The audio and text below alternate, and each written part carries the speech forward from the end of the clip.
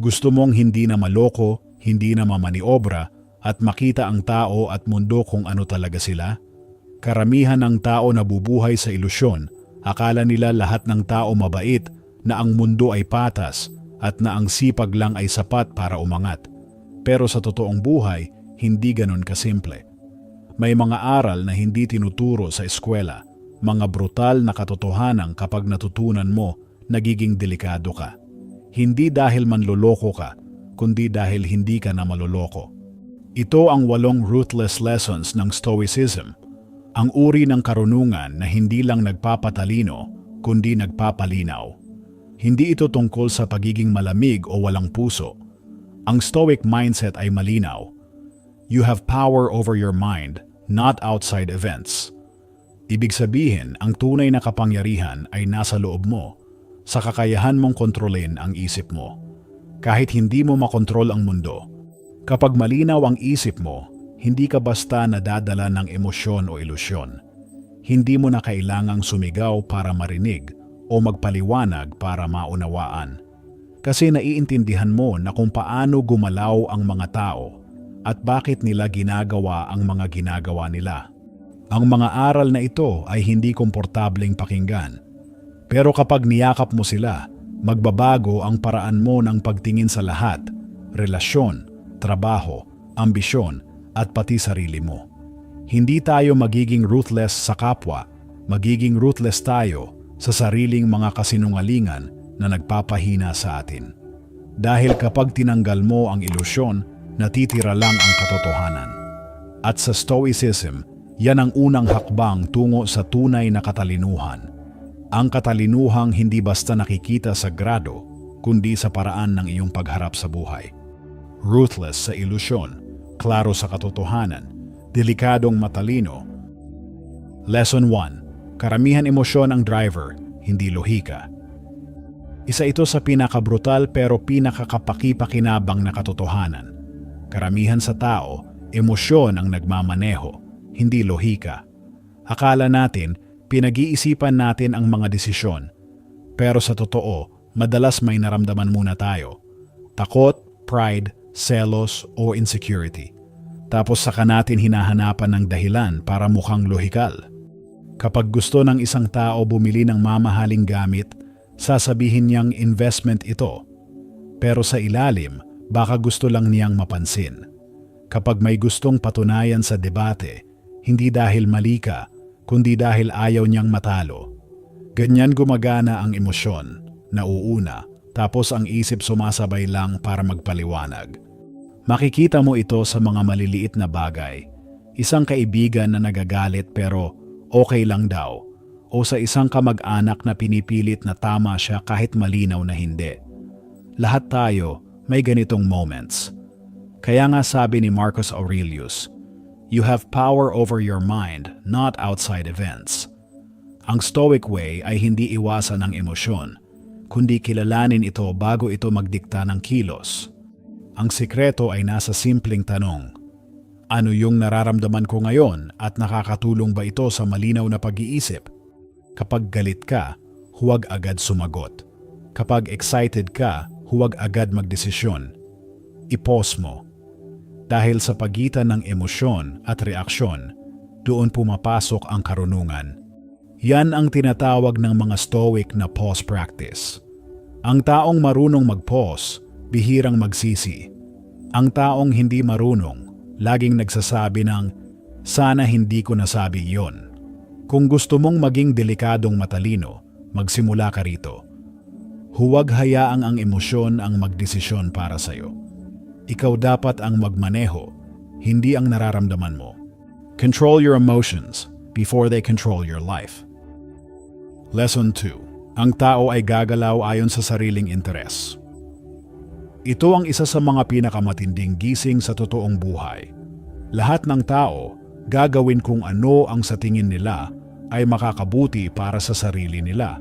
Hindi dahil masama sila, kundi dahil ganito talaga gumagana ang human nature. Maraming nasasaktan kasi umaasa sila na magiging pure o selfless ang tao. Pero sa ilalim ng bawat aksyon, laging may personal na dahilan, kapalit man ay respeto, pera, seguridad, o validation. Kapag naiintindihan mo ito, hindi ka na basta nagagalit o nadidismaya. Nagiging malinaw ka. Halimbawa, may katrabaho kang sobrang bait, lagi kang tinutulungan, nililibre ng kape, laging may papuri. Pero pagdating ng meeting, siya pala ang unang kumukuha ng credit sa trabaho mo. Hindi aksidente yon, may interes yan. O yung kaibigan na biglang nagiging sobrang malapit kapag may kailangan. Hindi rin biglaan yon, pattern yan. Sabi ni Seneca, ang taong marunong sa likas ng tao, hindi madaling masaktan. Kasi naiintindihan niyang kahit ang kabaitan minsan ay diskarte. Hindi ibig sabihin maging mapait o mapaghinala. Ang ibig sabihin, maging realistiko. Kapag alam mo kung ano ang gusto ng tao, mas madali kang makipag-ugnayan. Ang sikreto, i-align ang interes. Kung gusto mong tulungan ka ng isang tao, ipakita kung paano rin siya makikinabang. Yan ang Stoic strategy, hindi laban sa kalikasan ng tao, kundi ayon dito. Hindi mo kailangang magduda sa lahat, pero kailangan mong tanungin sa isip mo sa bawat sitwasyon, ano ba talaga ang gusto ng taong ito? Pag alam mo yan, hindi ka na madaling lokohin at hindi ka rin basta umaasa. Hindi ito pagiging malamig, ito ang pagiging malinaw. Understand interests, not intentions. Lesson 3. Karamihan hindi kayang harapin ang katotohanan tungkol sa sarili. Ito ang dahilan kung bakit maraming tao hindi talaga nagbabago. Hindi nila kayang marinig, lalo na tanggapin ang katotohanan tungkol sa sarili nila. Kapag pinuna mo sila, ang unang reaksyon ay depensa, hindi pagninilay. Ang utak agad naghahanap ng dahilan, hindi mo kasi alam ang sitwasyon. Sila ang may kasalanan. O ganito na talaga ako. Kilala mo siguro yung taong palaging nagrereklamo kung bakit hindi siya umaasenso. Pero laging late, tamad, at mahilig magpalusot. Kapag sinabihan mo ng totoo, biglang magagalit. Hindi dahil mali ka, kundi dahil natamaan ang ego. Para sa kanila, mas madaling sisihin ang mundo kaysa tanggapin na sila mismo ang hadlang sa sarili nilang progreso. Sabi ni Marcus Aurelius, ang taong hindi tumitingin sa sarili niyang ginagawa ay laging may problema sa ginagawa ng iba. Ang Stoic way ay kabaligtaran, brutal na katapatan sa sarili. Araw-araw sinusuri nila kung saan sila nagkamali, anong emosyon ang nakaapekto at anong dapat baguhin. Kung gusto mong maging tunay na matalino, simulan mo sa tanong na ito. Anong katotohanan tungkol sa sarili ko ang iniiwasan kong harapin? Baka hindi disiplina ang kulang mo, kundi honesty. Baka hindi malas ang problema, kundi attitude. Ang dangerous intelligence ay hindi lang nakikita ang kahinaan ng iba, kundi ang sarili. Kasi kapag nakita mo ito ng walang takot, may kapangyarihan kang baguhin ito. Karamihan ay biktima ng sariling ilusyon. Ikaw may choice kang lumaya. At doon nagsisimula ang tunay na Stoic wisdom. Ang tapang na humarap sa salamin, kahit masakit ang nakikita. Face your truth or repeat your mistakes. Lesson 4. Uusigin ng ilan ang tagumpay mo. Kapag nagsimulang gumanda ang takbo ng buhay mo, mapapansin mo ito. Hindi lahat matutuwa para sa'yo. May ilan na biglang tatahimik, may iba naman na magpaparinig. At ang pinakamasakit, minsan sila pa yung dating sumusuporta sa'yo. Ang tagumpay, kahit gaano pa kabuti ang intensyon mo, ay salamin at hindi lahat gusto ang nakikita nila sa refleksyong yon. Kasi tuwing umaangat ka, naaalala nila kung gaano sila natigil. Ang inggit, bihirang umamin na inggit siya. Lumalabas ito sa biro, sa kwento, sa uy, swerte mo naman, o sa nagbago ka na. Ganyan ang realidad ng mundo. Kahit si Marcus Aurelius, isang emperador na mabait at makatarungan, pinagtangkaan, pinintasan at pinulaan pa rin. Pero sabi niya, ang kaligayahan ay hindi nakadepende sa opinyon ng iba, kundi sa paraan ng pag-iisip mo. Kaya kung may nagbabago sa paligid mo habang umaangat ka, tandaan, hindi ito tungkol sa'yo, tungkol ito sa kanila. Hindi mo kailangang magpaliwanag, at lalong hindi mo kailangang humingi ng paumanhin sa sariling pag-unlad. Ang Stoic mindset, huwag ipagyabang ang tagumpay, pero huwag mo rin itong itago para lang hindi ma-offend ang iba. Panatilihin mong grounded, pero tuloy ang hakbang. Kasi ang tunay na Stoic, hindi nagpapaliwanag, pinapatunayan. At habang ang iba abala sa inggit, ikaw abala sa pag-usad. Dahil sa dulo, hindi inggit ng tao ang sukatan ng halaga mo, kundi ang katahimikan ng loob mo. At yan ang tunay na tagumpay na hindi kayang sirain ng kahit sino. Your success triggers envy. Stay calm. Stay focused. Lesson 5. Ang lahat ay may binebenta. Kapag naging malinaw ang pag-iisip mo, mapapansin mong totoo ito. Lahat ng tao may binebenta. Hindi lang produkto, kundi ideya, opinyon, o emosyon. Lahat ng usapan may gusto kang paniwalaan, gawin, o maramdaman. At sa oras na makita mo ito, nagiging mahirap ka ng manipulahin. Halimbawa, may kakilala kang biglang nag-message matapos ang ilang taon. Hoy, musta ka na? Naalala lang kita, pero maya-maya may kasunod na. May business opportunity ako para sa'yo. Yung akala mong pagkakamustahan, sales pitch pala. O minsan may kasamahan kang laging nag-a-agree sa lahat ng sinasabi mo. Akala mo supporter. Pero ang totoo, naghahanda na siya para humingi ng pabor. Hindi lahat ng mabait ay totoo. Minsan, ito ay packaging. Sabi ni Marcus Aurelius, maging parang bato sa dagat, kahit anong alon ang tumama, nananatiling matatag. Ang ibig sabihin, huwag basta magpadala sa bawat papuri, lambing o alok. Ang Stoic na marunong tumingin sa intensyon ng tao ay hindi nagiging malamig, nagiging malinaw. Tanungin mo lagi ang sarili mo, ano bang gusto nitong ipagawa, ipaniwala o iparamdam sa akin? Kapag alam mo kung ano talaga ang motibo ng isang tao, ikaw ang may kontrol kung bibili ka ba sa ibinebenta niya o hindi.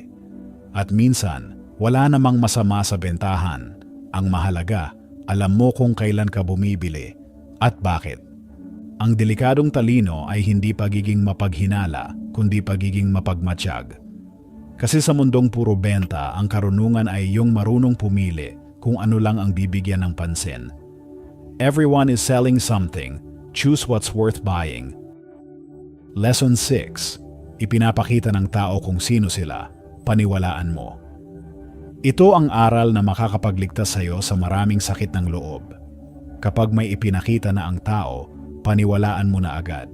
Hindi mo kailangan hintayin ang next time kasi madalas, yung una pa lang, yun na talaga sila. Maraming nadadala ng pag-asa, baka magbago siya. Siguro stressed lang, baka hindi niya sinasadya. Pero sa totoo, paulit-ulit lang ang patterns ng ugali. Kung sinungaling siya sa iba, magsisinungaling din yan sa'yo pagdating ng araw. Kung maramot siya sa maliliit na bagay, huwag kang umasa ng malasakit sa malalaki. Sabi ni Maya Angelou, when people show you who they are, believe them the first time. At ito mismo ang ginagawa ng mga Stoic. Pinapanood nila, hindi pinakikinggan. Kasi ang salita madaling baguhin, pero ang ugali, lumalabas kahit ayaw ng tao. Naranasan mo na bang may kasosyo o kaibigan na may maliliit na red flag, pero binaliwala mo kasi mabait naman? Tapos sa huli, doon ka nasunog? Hindi dahil walang senyales, kundi dahil pinili mong huwag makita. Sabi ni Marcus Aurelius, kilalanin ang tao sa mga bagay na paulit-ulit niyang ginagawa. Ang Stoic intelligence ay hindi judgmental, kundi obserbador. Hindi ito nanghuhusga, nagtatala lang ng pattern. Kaya kung gusto mong maging delikadong matalino, panoorin mo kung paano sila kumilos kapag walang nakatingin. Pakinggan mo kung paano nila pag-usapan ang taong wala sa harap nila. At tandaan mo, consistency beats explanation. Kapag nakita mo na kung sino sila, huwag mong gawing proyekto ang pagbabago nila. Ayusin mo na lang ang distansya mo. Dahil minsan, ang tunay na kabaitan ay hindi pagtanggap, kundi paglayo. Trust patterns, not promises. Lesson 7. Ang komportable ay kalaban ng paglago. Ito ang dahilan kung bakit maraming tao matalino pero hindi umaasenso. Masyado silang komportable. Akala nila ang comfort ay reward, pero sa totoo, ito ang trap na dahan-dahang pumapatay sa disiplina, tapang, at ambisyon. Kapag hindi ka na nahihirapan, hindi ka na lumalago. Kasi ang tunay na lakas, pisikal man o mental, nabubuo lang sa pamamagitan ng hirap. Ang Stoic ay hindi iniiwasan ang discomfort. Hinaharap nila ito bago pa dumating. Sabi ni Marcus Aurelius, "At dawn, when you have trouble getting out of bed, tell yourself, I have to go to work as a human being." Ang ibig niyang sabihin, huwag mong hintayin ang motivation. Ang tao, dapat kumilos kahit walang gana. Kasi kung puro saya at ginhawa lang ang hinahanap mo, darating ang panahon na kahit maliit na problema, babagsak ka na. Tingnan mo ang mga taong sobrang ginhawa, madaling mainis, madaling mapagod, madaling sumuko. Pero ang taong sanay sa hirap, kalmado kahit may bagyo. Yan ang Stoic training, voluntary discomfort, simpleng kain, malamig na paligo, dagdag effort kahit kaya ng laktawan. Hindi dahil gusto mong pahirapan ang sarili mo, kundi gusto mong palakasin ito. Tanungin mo sarili mo ngayon, anong bagay ang iniiwasan ko dahil mahirap? At paano kung yan pala ang magpapalaya sa akin? Ang delikadong talino ay hindi galing sa utak lang. Galing ito sa kakayahang sumabak kahit walang kasiguruhan. Kasi sa mundong puno ng komportableng tao, ang may disiplina ay parang sandata. Discomfort builds strength. Comfort kills growth. Lesson 8. Mamamatay ka, kaya karamihan ng alalahanin mo walang saysay. Ito ang pinaka-ruthless pero pinakamapayapang aral ng lahat. Mamamatay ka.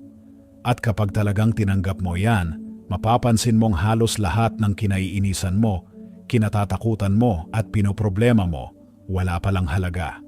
Araw-araw, nasasayang ang enerhiya ng tao sa walang kwentang bagay. Kung anong sinabi ng kapitbahay, ilang likes nakuha sa post, kung mas maganda ba ang bahay ng iba. Pero kapag nakaharap mo ang kamatayan, o kahit isipin mo lang ito ng totoo, biglang nagiging malinaw kung alin lang ang talagang mahalaga. Sabi ni Marcus Aurelius, "It is not death that a man should fear, but never beginning to live." Hindi mo kailangang matakot mamatay. Ang mas nakakatakot ay yung mabuhay ng walang saysay. Ang Stoic ay araw-araw nagpa-practice ng memento mori. Alalahanin mong mamamatay ka. Hindi para malungkot, kundi para magising. Kasi pag alam mong limitado ang oras mo, titigil ka sa pagpapanggap. Titigil ka sa pagsayang ng panahon sa mga walang kwentang away, chismis at validation. At sa halip, magpo-focus ka sa mga bagay na may bigat, karakter, relasyon, at kontribusyon. Tanungin mo sarili mo gabi-gabi, kung 1 taon na lang ang natitira sa akin, anong uunahin ko bukas? Baka mapansin mong ang tunay na kalayaan ay hindi sa dami ng oras, kundi sa linaw ng direksyon. At doon mo mararanasan ang katahimikan na hindi kayang bilhin ng kahit ano. Yung Stoic peace na galing sa pagtanggap na ang lahat ay pansamantala. Kaya habang buhay ka pa, mabuhay ka ng malinaw. Dahil sa dulo, hindi mo kailangan ng mas maraming taon. Ang kailangan mo ay mas maraming kamalayan.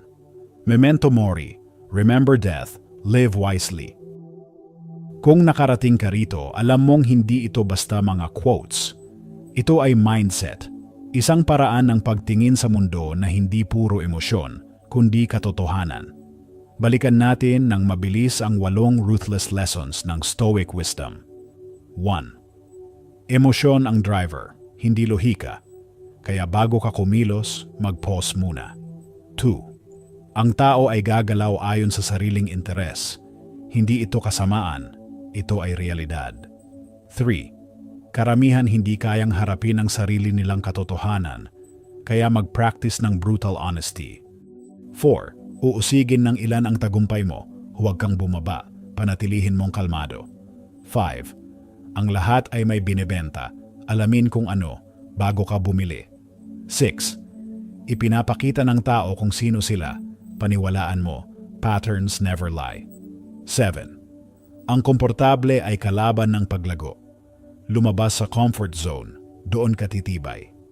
8. Mamamatay ka, kaya tigilan mo na ang mga walang kwentang alalahanin. Ito ang Stoic Intelligence, ang uri ng talinong hindi lang para sa debate, kundi para sa buhay. Yung malinaw kahit magulo, tahimik pero matatag, at marunong makita ang totoo kahit masakit. Ang tunay na Stoic, hindi lang marunong makinig, marunong mag-practice. Kaya bago mo isara ang video na ito, gawin natin itong simple pero matinding daily exercise. Step 1. Umaga. Pagkagising, tanungin mo ang sarili mo. Ano ang isang bagay na mahirap pero alam kong makakabuti sa akin ngayon? Gawin mo yon bago ka magreklamo. Dahil yan ang unang panalo ng araw, discipline over feeling. Step 2. Tanghali. Kapag may conflict o desisyon, huminga sandali at itanong, anong emosyon ang nagdidikta sa isip ko ngayon? Kilalanin mo muna bago mo sundin. Ang taong marunong mag-pause, bihirang magsisi. Step 3. Gabi. Bago matulog, tanungin mo, anong pattern ang nakita ko sa mga tao ngayong araw at anong natutunan ko tungkol sa sarili ko? Ilista mo, huwag i-judge, obserbahan lang. Yan ang Stoic journaling, sandata ng mga taong malinaw mag-isip. Ang disiplina ay hindi isang mood. Ito ay lifestyle. At ang kalinawan ay hindi biglaang gising. Ito ay paulit-ulit na pag-practice. Dahil habang ang karamihan abala sa drama, ikaw magiging tahimik pero delikadong matalino. Kung umabot ka rito, malinaw na gusto mong tumigil sa ilusyon at mabuhay ng may direksyon. Ibig sabihin, handa ka na para sa susunod na level ng Stoic mindset, yung hindi lang nakakaintindi ng mga prinsipyo, kundi ina-apply ito sa totoong buhay. Ngayon, gusto kong marinig mula sa'yo. Alin sa 8 aral ang pinakatumama sa'yo? Yung aral na parang sampal pero gising. I-comment mo sa ibaba. I-like kung may natutunan ka. I-share para mas marami pang Pilipino ang maging malinaw mag-isip.